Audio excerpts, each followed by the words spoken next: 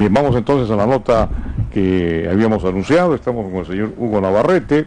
Él es un especialista, presidente de un club femenino de fútbol, hombre que conoce muy bien el tema, y vamos a hablar sobre el desarrollo del fútbol femenino en nuestro país. Y a propósito de estas declaraciones infaustas que ha dado este señor colombiano, ¿no? Este señor colombiano, que ahí lo tenemos, lo estamos mirando aquí. ¿Cómo se llama? Gabriel Camargo. Gabriel Camargo. Y hace unas declaraciones totalmente desafortunadas respecto a la práctica del fútbol femenino. Bien.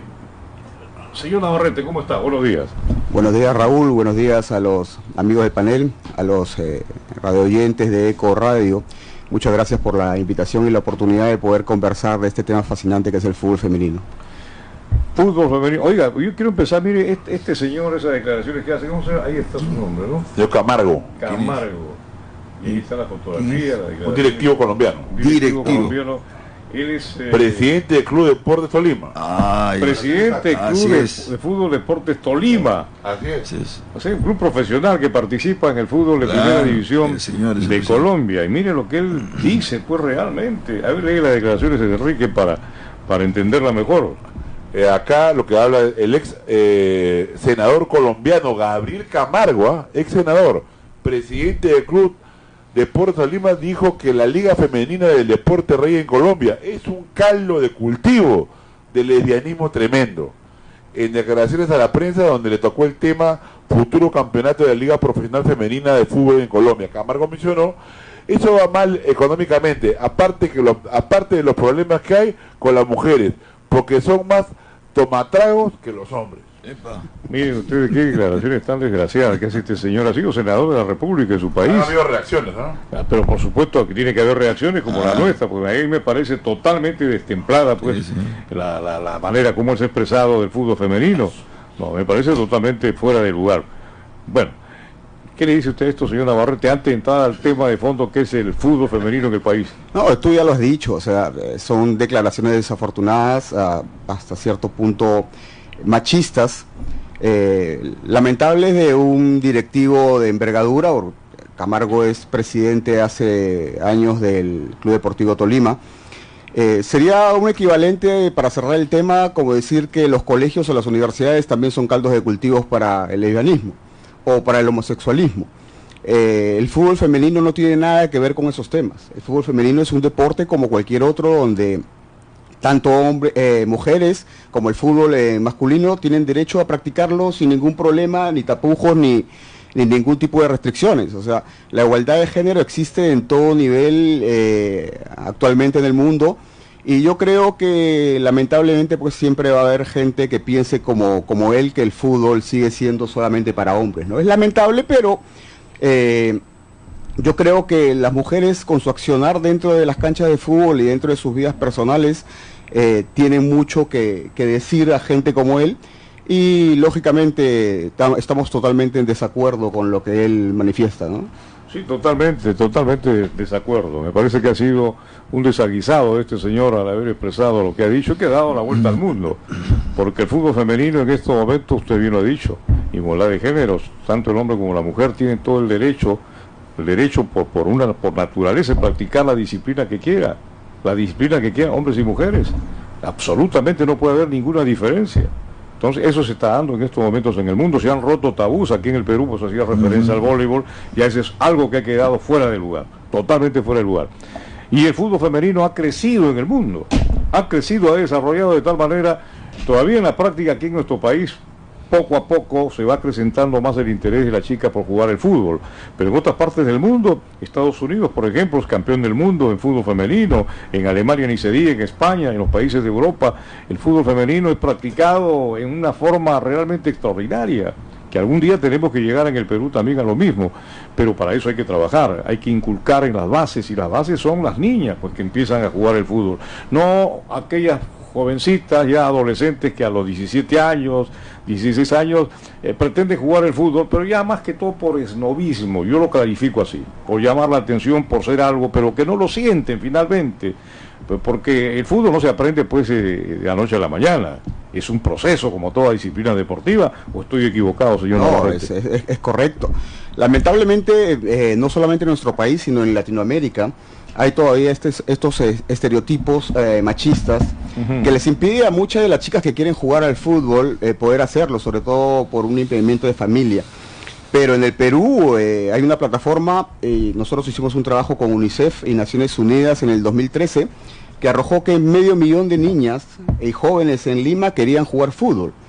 El problema que existe es que realmente no tienen plataformas donde realizarlo, hay muy pocas opciones, y esas pocas opciones o no son adecuadas o son muy onerosas, son demasiado caras para ellas, entonces resulta prácticamente imposible que puedan realizar la práctica del fútbol femenino, y sobre todo en equidad de género entre mujeres. Entonces lo que pasa es que las niñas que quieren practicarlo desde muy tierna edad, tienen que hacerlo en academia junto con niños. Y ahí viene el problema de la satanización del fútbol femenino y de las chicas que juegan. Porque dice que quieren ser como hombres, y de repente razón no le falta si a los 14, 15 años ellas por su competitividad quieren parecerse o ser igual o mejor que los chicos.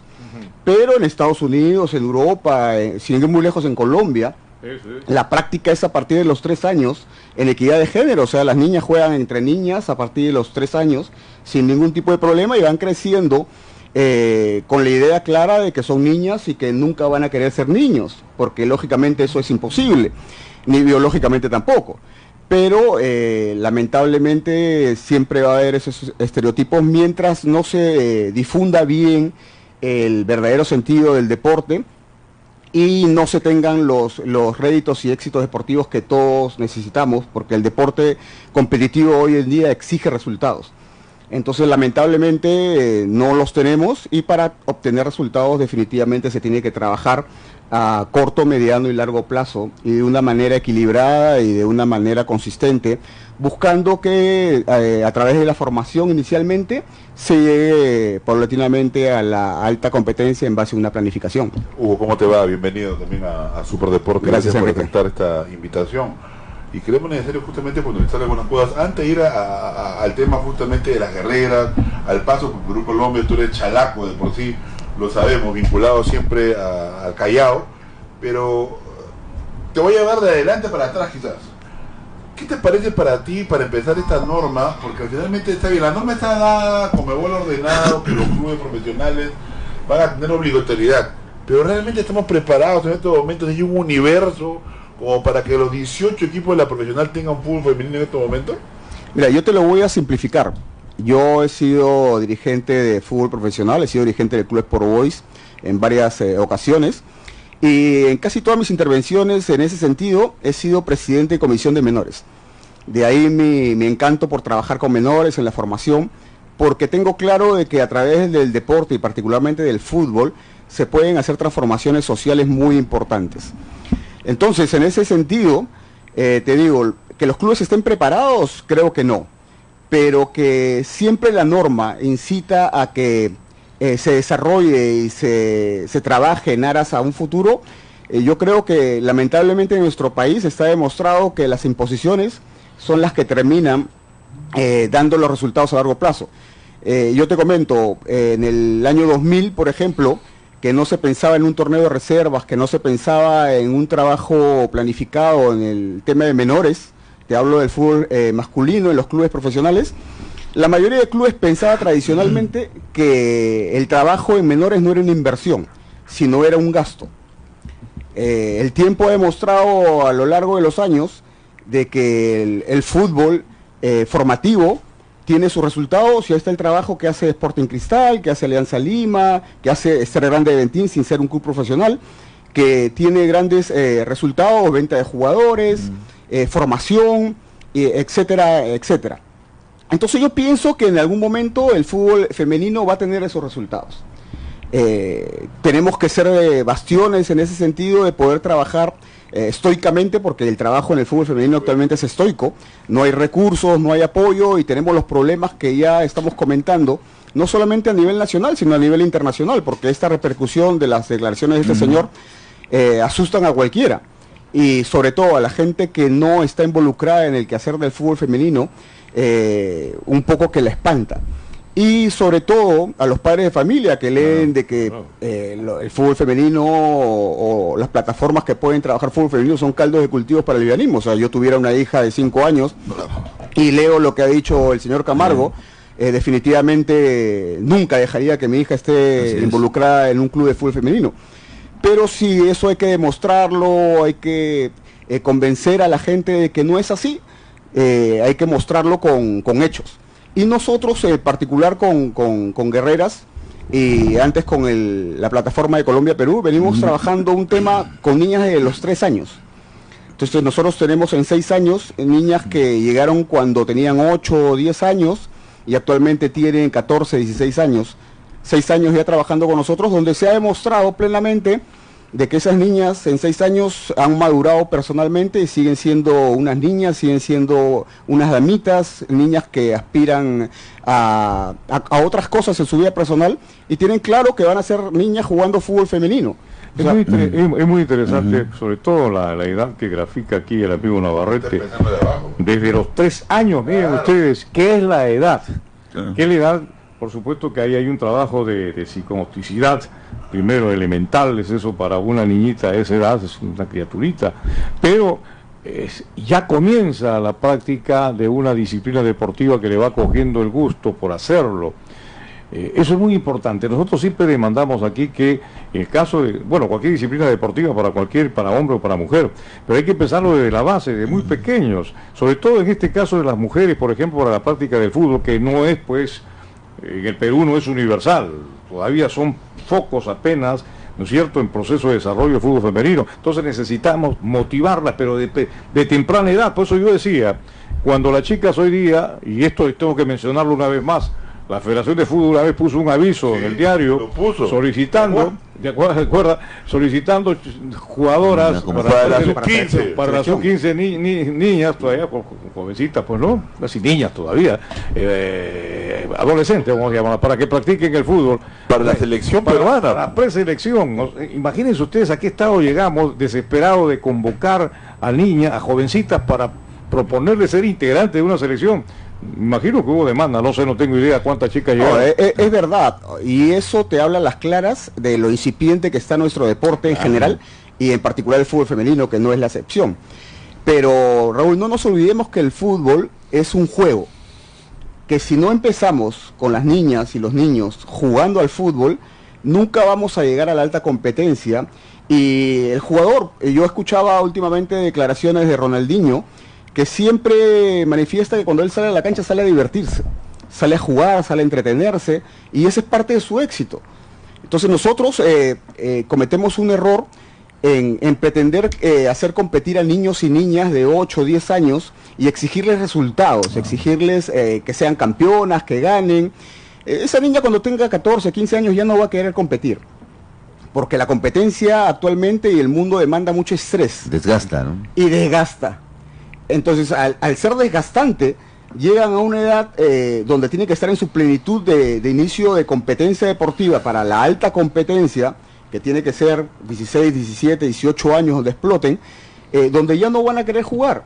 Pero si una niña comienza jugando de 3 años a 5 años, que es el periodo normal, de 6 a 12, que es el periodo de fútbol base, donde tranquilamente una niña puede jugar con un niño. Es más, FIFA demanda a través de sus estamentos que el fútbol base sea mixto. Claro. Para niñas de 6 a 12 años. ¿Por qué? Porque psicomotrizmente, porque físicamente, la velocidad, la potencia, la fuerza de ambos es igual.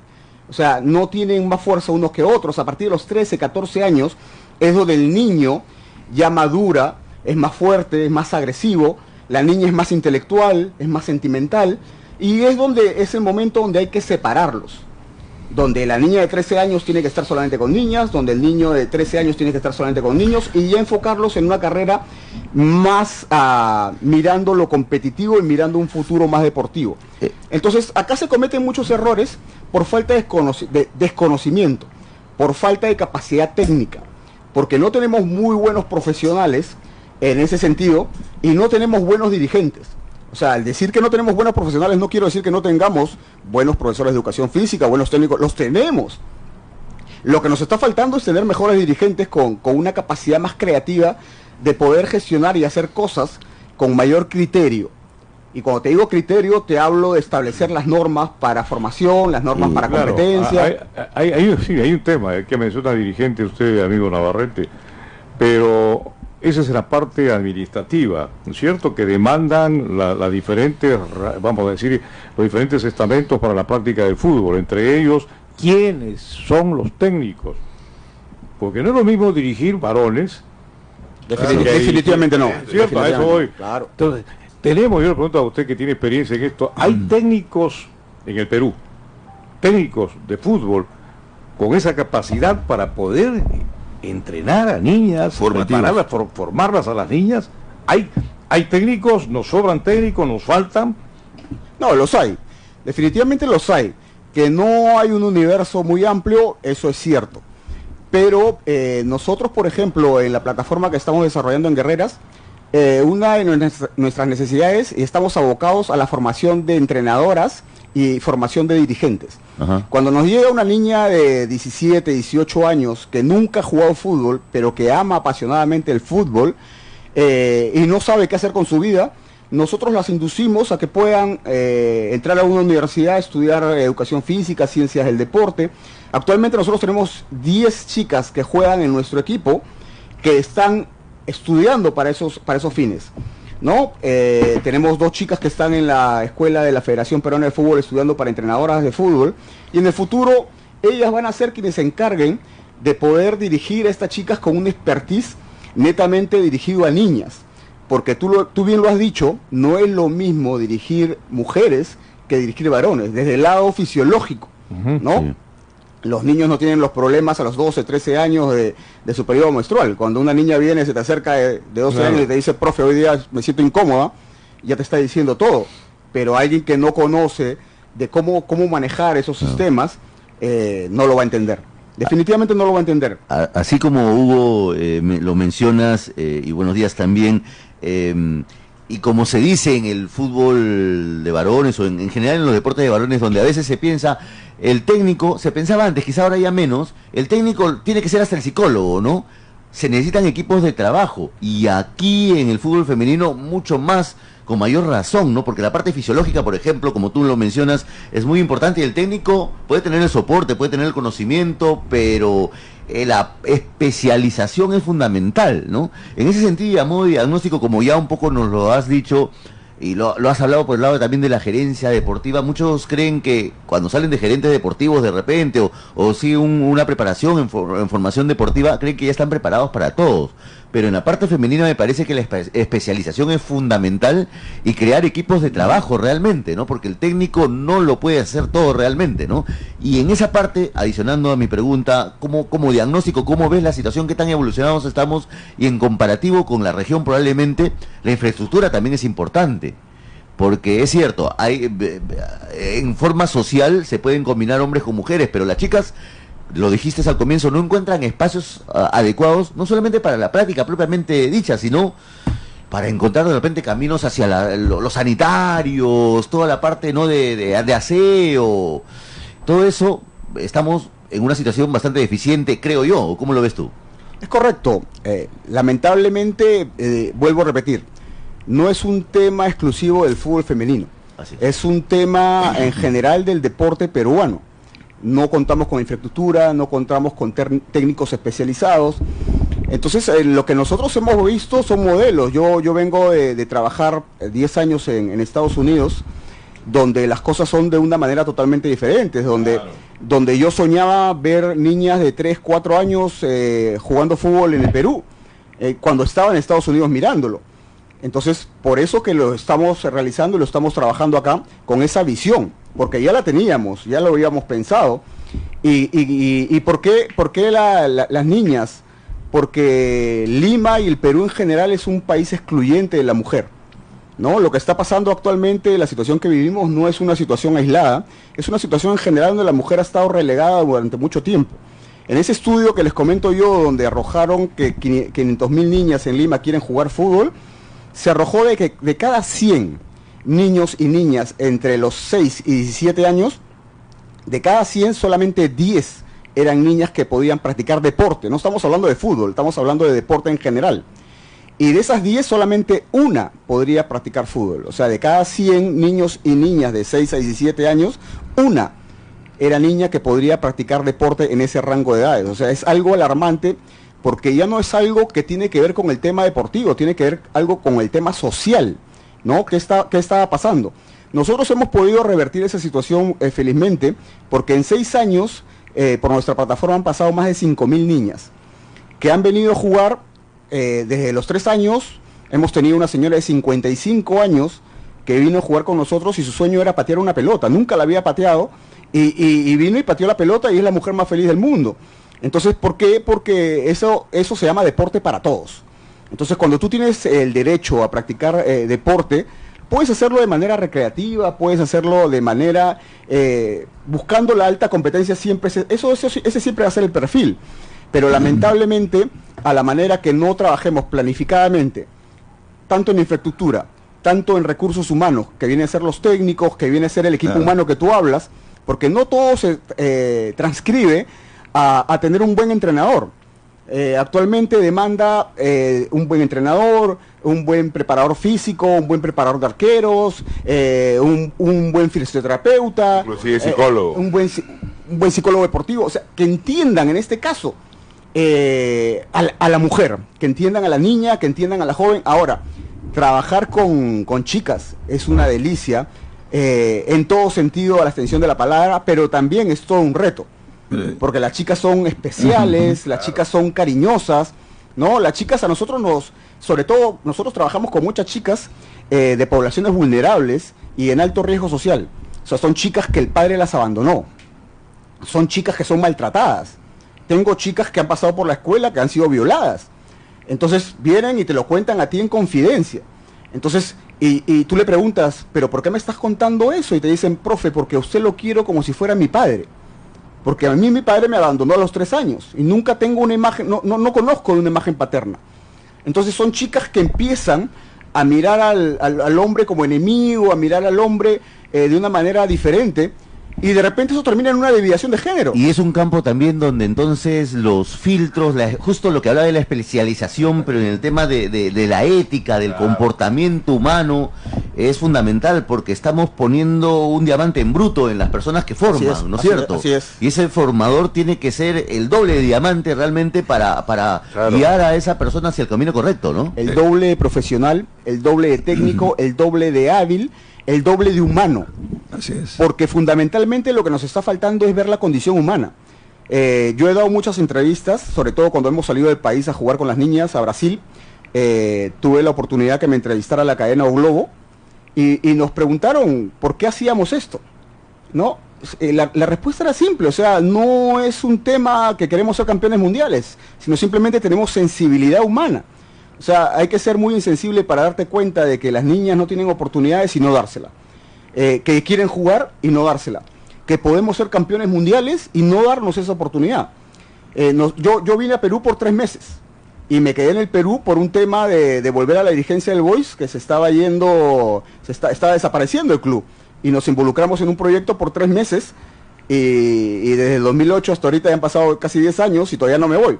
¿Por qué? Porque nos enamoramos del fútbol femenino, nos enamoramos de estas niñas, porque estas niñas son tiernas, son cariñosas, son guerreras, son fuertes, porque estas niñas claman una oportunidad, porque estas niñas claman de poder llegar. Tú les preguntas, Raúl, tú vas y les preguntas a las niñas cuál es tu sueño. Su primer sueño es jugar por la selección peruana de fútbol femenino. Su segundo sueño es jugar en Europa. O sea, tienen sueños que no son utopías, que son sueños y que pueden convertirse en realidad. Pero todos los que estamos involucrados en el deporte sabemos que la única posibilidad de que ellas lleguen a cumplir sus sueños es trabajando. Señor Navarrete, buenos días. Yo lo escucho atentamente y la verdad me quedo sorprendido. Creo que nos hemos visto varias veces. Sí, claro. Cuando hemos jugado partidos amistosos con Perú Colombia. Hemos llegado a ir a Villa Salvador, creo que Sí. estaba la sede, hemos llegado. Y de verdad no entiendo por qué una persona que tiene tanto conocimiento sería lo más importante de la federación, llamar y con todo el conocimiento apoyar a la federación. Mi pregunta es sobre el sentido de, muchos dicen de que tiene que ser específico el técnico para femenino.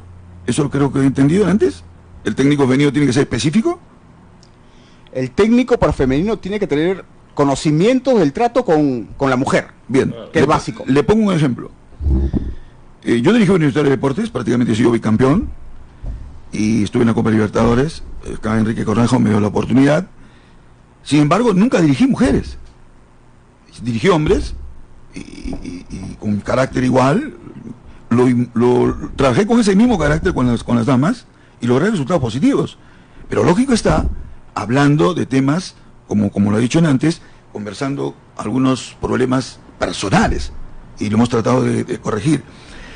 Voy al tema de lo que dice el presidente de Colombia, y yo he contestado en el Facebook a unas personas, he dicho que no hay ninguna diferencia entre dirigir hombres y mujeres, y le digo por qué, porque tan igual es dirigir las damas como dirigir hombres, siempre y cuando el técnico ponga sus reglas y se cumplan las reglas del técnico. Eso es, para mí es simple. O sea, yo no veo de que si a la dama le voy a poner esta regla y a los varones pongo esta regla. No, señor. Si yo quiero lograr objetivos, estas son mis reglas. Señores, la disciplina, el horario, etcétera, etcétera. Y las canchas, por cierto, que les tienes que dar para que cumplan el objetivo. Entonces, para mí particularmente, no veo ninguna diferencia en dirigir damas y varones y no ser un técnico específico. ¿Qué le parece? Antes de que responda Hugo, si me permiten, está en línea Julio Gómez. Julio Gómez ha trabajado en la Federación de Fútbol, tiene mucha experiencia él como entrenador de fútbol, como profesor de educación física, y quiere intervenir también claro. en el programa. Así que le damos la bienvenida. Julio, ¿cómo estás? Buenos días. Buenos días, Raúl, un saludo y una felicitación y el señor que está hablando, no, sí, yo creo que sí lo conozco de vista. Mira, tenemos alguna experiencia, alguna vivencia en el fútbol femenino. Te diré una cosa, a partir del 1970 recién en el Brasil se justifica el fútbol femenino, o sea, antes estaba casi prohibido. Otra cosa, yo he sido asesor de la selección china en China del fútbol femenino, entonces tengo dos vivencias. Ahora, lamentablemente, pues, Raúl, en nuestra federación existe gente, como decía Vive Mosquera, indocumentados, o sea, no es así. Yo he recorrido algunas partes, te diré que en Picota, cerca a en la selva nuestra, el Amazonas, Picota es una ciudad donde juegan fútbol femenino todo el día, desde que amanece hasta que anochece. Hay un club en Pedregal, en Arequipa, también se juega porque hay gente emocionada con el fútbol femenino. Y así tenemos en Sullana. Entonces, ¿qué pasa que nuestra federación no ha organizado tan bien esto?